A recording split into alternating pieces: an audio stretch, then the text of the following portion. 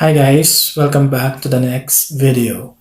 Ngayon, pwede na ba ako mag-Tagalog? Nahihirapan na kasi ako mag-English. Nabablanko na ako pagka nag-i-English ako. Ngayon, yung susunod na phone na titingnan natin is yung bagong release ng Xiaomi, yung Xiaomi 14 Ultra.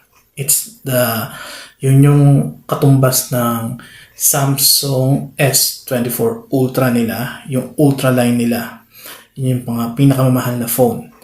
Ngayon, nakita ko siya, pasensya na kayo, I'm based on UK. The lowest price there is the base model of 16 gig by 512 is around 1,300 pounds. That's yung base model niya. Ngayon, yung specs niya, Snapdragon 8 Gen 3, which is the latest chipset released by the Snapdragon for the top-of-the-line phones. Second thing is yung screen nila is Liquid AMOLED.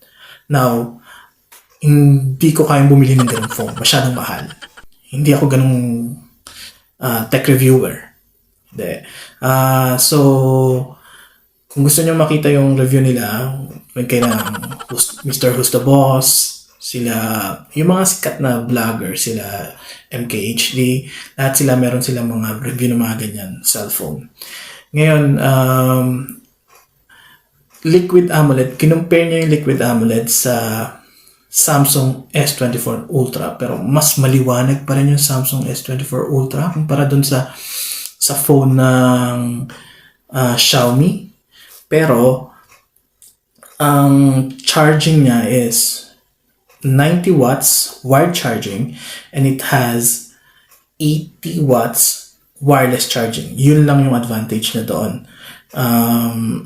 Specs wise, hindi naman yun magkakalayo kasi pareha lang naman yan na Snapdragon 8 Gen 3. Ngayon, ang mag-outshine talaga yung Xiaomi is the camera. It is advertised as a camera phone. Meron pa nga siyang additional na nabibili na gadget para para gawin siyang mas mukhang camera. It's called the photography kit. Nireview na rin yun ng ibang mga big time vloggers ng technology ng phone. Yung photography kit niya, accessory, is around 179 pounds dito sa UK.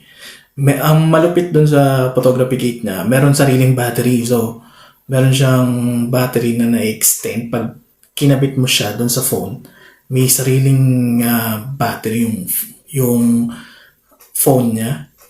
At nag-a-add pa siya ng battery dahil dun sa additional accessory niya. Ngayon, ikukumpara natin siya dun sa isa pang nirelease ng Xiaomi, which is the Xiaomi CV4 Pro. Now, titingnan naman natin yung nirelease din ng Xiaomi nitong March lang din. A few days ago, it's called Xiaomi CV4 Pro. Ang pinagkaiba niya is mas mura siya, di hamak. Kung ikukumpara natin dun sa Xiaomi 14 Ultra. Because yung Xiaomi 14 Ultra is the global ROM. Yung Xiaomi CV4 Pro is a China ROM. So, inirelease lang siya sa China. Pero same chipset lang siya. 8 Gen 3 pa rin yung chipset niya. Halos AMOLED din. Halos parehas lang siya ng specs nitong Xiaomi 14 Ultra. Ang pinagkaiba lang nila, hindi talaga siya camera-centric phone. Hindi siya nagpo-focus doon. But, yung price niya is 1/3 of the price lang nitong Xiaomi 14 Ultra. Sa eBay nakakita ko ng base model niya, kagaya ng Xiaomi 14 Ultra is 16 by 512 gig, 464 pounds. Tingnan, 1/3 lang ng price ng Xiaomi 14 Ultra. Ang problema nga lang talaga is China ROM siya. Talagang in-advertise niya na China ROM siya. Yun ang play around lang doon.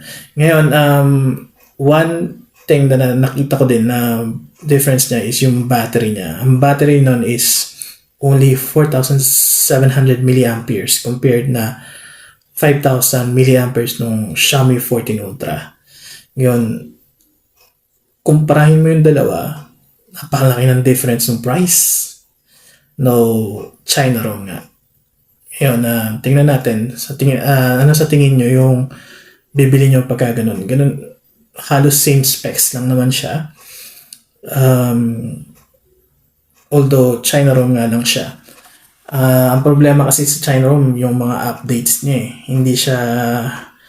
Hindi tayo sigurado kung yung mga updates lalabas dun sa China ROM kasi at saka yung warranty niya, yung pa isa.